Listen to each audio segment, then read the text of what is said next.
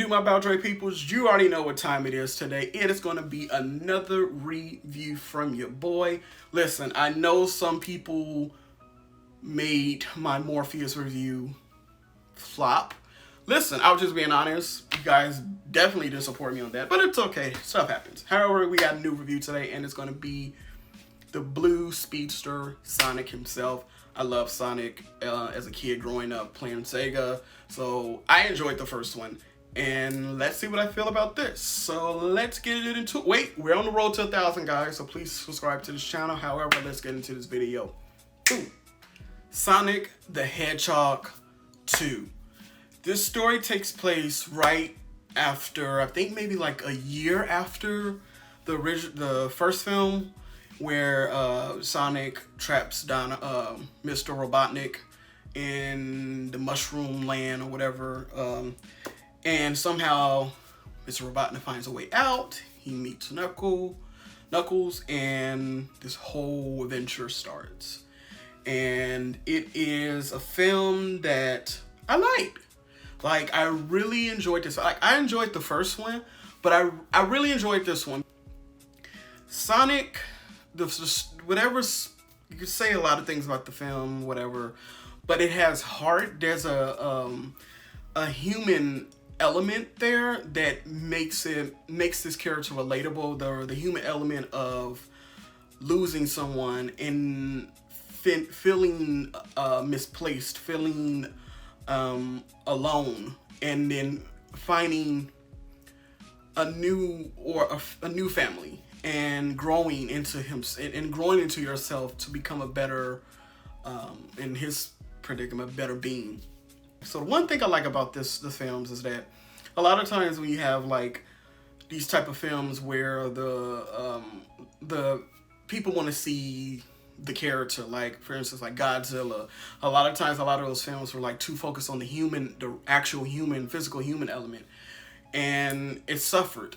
Where I think with here, like Sonic, Tails, Knuckles, mainly Sonic are the main focus, where the humans, Tika Sumpter and James Marsden, they're all in the background. They're literally just a supporting cast, and that is what that's this film's strength.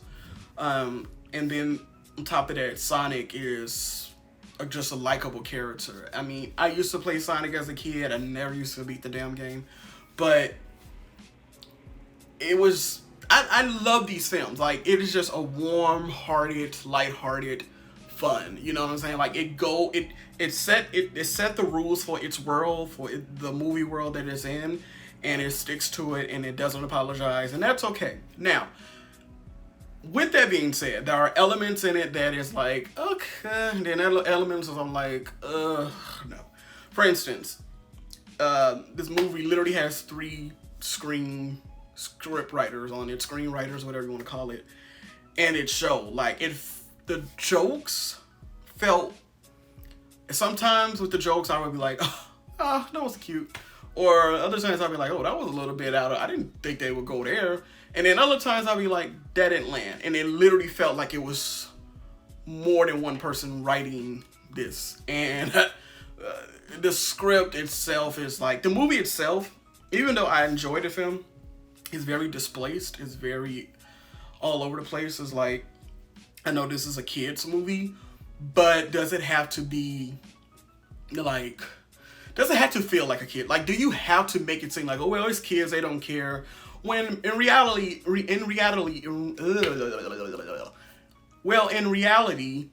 a lot of these films, a lot of these animated films, a lot of these kid movies are successful because the parents love them as well. And it's like, most of like the animation films that I grew up on, or kid movies I grew up on, all were good because they're in some way, somehow, the filmmakers, the creators that was a part of those films found a way to add an adult element to it, and it was like underneath. It was very hidden.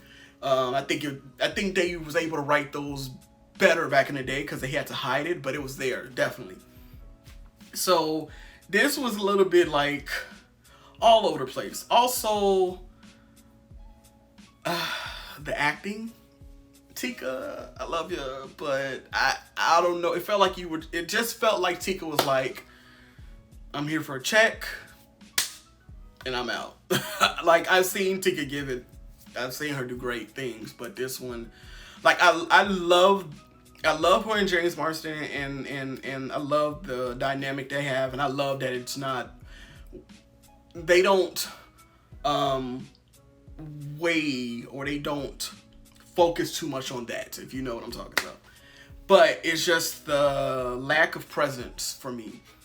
But the main thing that really upset me about this film, that I really dislike, is the CGI.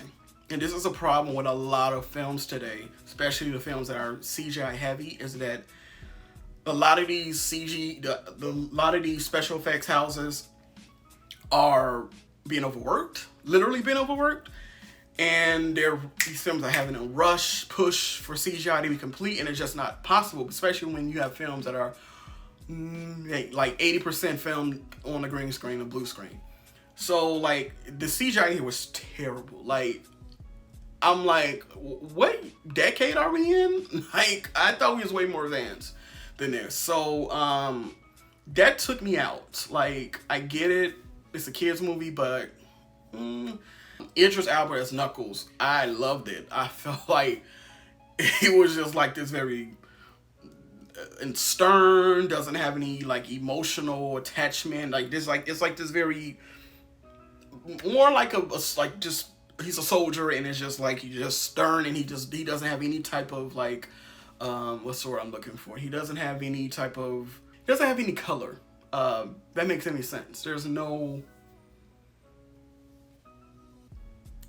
You'll get it when you see it. I don't even know. I can't find the word. Anyway, for the most part, this film was great.